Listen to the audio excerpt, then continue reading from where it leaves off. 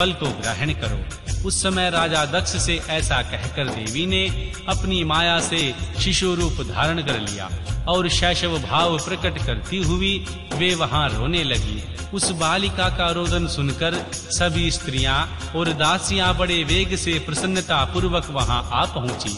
आक्षिणी की पुत्री का अलौकिक रूप देखकर उन सभी स्त्रियों को बड़ा हर्ष हुआ। नगर के सब लोग उस समय जय जयकार करने लगे। गीत और वाद्यों के साथ बड़ा भारी उत्सव होने लगा। पुत्री का मनोहर मुख देखकर सबको बड़ी ही प्रसन्नता हुई। दक्ष ने वैदिक और कुलोचित आचार का विधि पूर्वक अनुष्ठान किया, ब्राह्मणों को दान दिया और दूसरों को भी धन बांटा। सब और यथोचित गान और नृत्य होने लगे। भांति भांति के मंगल कृत्यों के साथ बहुत से बाजे बजने लगे। उस समय दक्ष ने समस्त सद्गुणों की सत्ता से प्रशंसित होने वाली उस पुत्री का नाम प्रसन्नता पूर्वक उमा रखा। तदनंतर संसार में लोगों की ओर से उनके और भी नाम प्रचलित किए गए। वे सब के सब महान मंगलदायक तथा विशेषतः समस्त दुखों का नाश करने वाले हैं। वीरनी और महात्मा दक्ष अपनी पुत्री का पालन करने लगे तथा वह शुक्ल पक्ष की चंद्रमा के समान दिनों दिन बढ़ने लगी। द्विज श्रेष्ठ, बाल्य अवस्था में भी समस्त उत्तमोत्तम गुण उसमें उसी समय प्रवेश करने लगे, जैसे शुक्ल पक्ष के बाल चंद्रमा में भी समस्त मनोहारिणी कलाएं प्रविष्ट हो जाती हैं। दक्ष कन्या सती सखियों के बीच बैठी बैठी जब अपने भाव में निमग्न होती थी, तब बारंबार भगवान शिव की मूर्ति को चित्रित करने लगती थी। मंगलमाई सती जब बाल्योचित सुंदर गीत गाती, तब स्थाणु हर एवं भगवान रुद्र का नाम लेकर समरशत्रु भगवान शिव का स्मरण किया करती थी।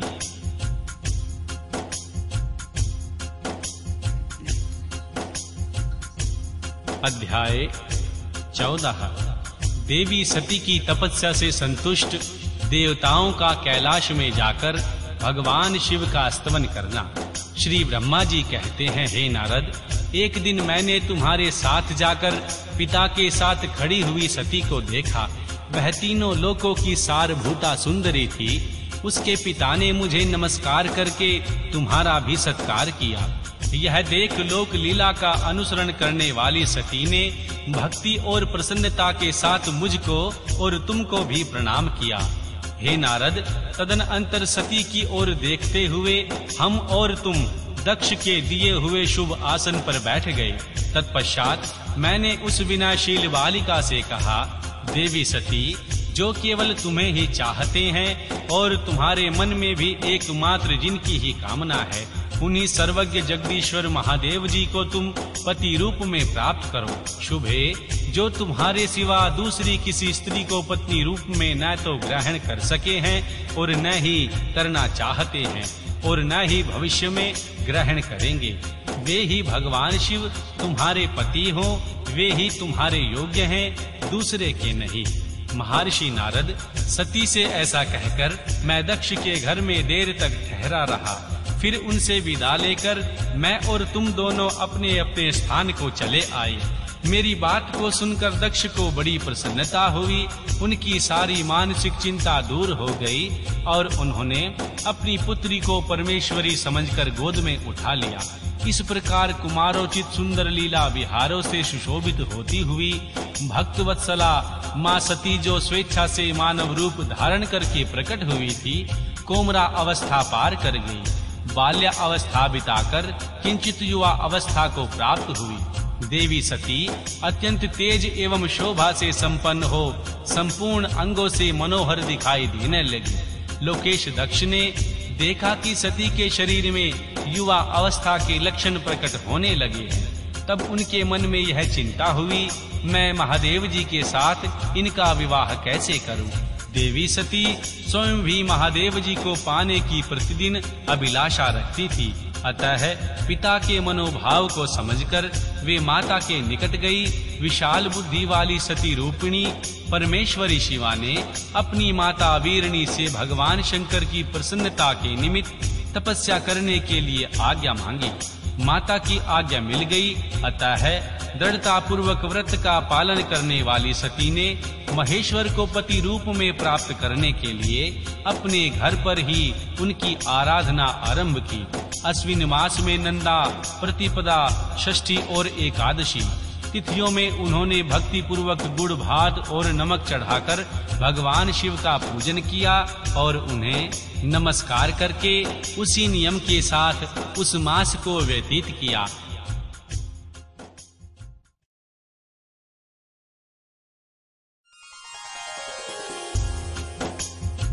कार्तिक मास की चतुर्दशी को सजाकर रखे हुए मालपुओं और खीर से परमेश्वर शिव की आराधना करके वे निरंतर उनका चिंतन करने लगी। मार्गशीर्ष मास के कृष्ण पक्ष की अष्टमी तिथि को तिल जौ और चावल से हर की पूजा करके, ज्योतिर्मय दीप दिखाकर अथवा आरती करके देवी सती दिन बिताती थी। पौष मास के शुक्ल पक्ष की सप्तमी को रात भर जागरण करके प्रातःकाल खिचड़ी का नैवेद्य लगा वे शिव की पूजा करती थी। माघ की पूर्णिमा को रात में जागरण करके सवेरे नदी में नहाती और गीले वस्त्र से ही तट पर बैठकर भगवान शंकर की पूजा करती थी। फाल्गुन मास के कृष्ण पक्ष की चतुर्दशी को रात में जागरण करके उस रात्रि के चारों प्रहरों में भगवान शिव की विशेष पूजा करती और नटों द्वारा नाटक भी करवाती थी। चैत्र मास के शुक्ल पक्ष की चतुर्दशी को वे दिन रात भगवान शिव का स्मरण करती हुई समय बिताती और ढाक के फूलों तथा दवनों से भगवान शिव की पूजा करती थी।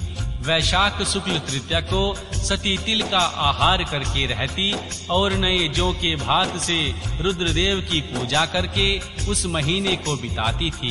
ज्येष्ठ की पूर्णिमा को रात में सुंदर वस्त्रों तथा भटकटैया के फूलों से भगवान शंकर की पूजा करके वे उन्हें निरंतर निहारती रहती थी।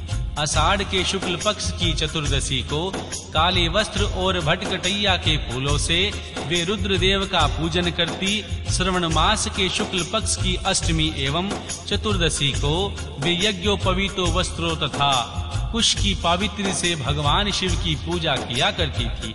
भाद्रपद मास के कृष्ण पक्ष की त्रयोदशी तिथि को नाना प्रकार के फूलों और फलों से भगवान शिव का पूजन करके देवी सती चतुर्दशी तिथि को केवल जल का आहार किया करती थी। भांति भांति के फलों फूलों उस समय उत्पन्न होने वाले अन्नों द्वारा वे भगवान शिव की पूजा करती और महीने भर अत्यंत नियमित आहार करके केवल जाप में लगी रहती थी। सभी महीनों में सारे दिन सती भगवान शिव की आराधना में ही लगी रहती थी। अपनी इच्छा से मानव रूप धारण करने वाली देवी दृढ़ता पूर्वक उत्तम व्रत का पालन करती थी। इस प्रकार नंदा व्रत को पूर्ण रूप से समाप्त करके भगवान शिव में अनन्य भाव रखने वाली सती एकाग्रचित्त हो बड़े प्रेम से भगवान शिव का ध्यान करने लगी तथा उस ध्यान में ही निश्चल भाव से स्थिर हो गई।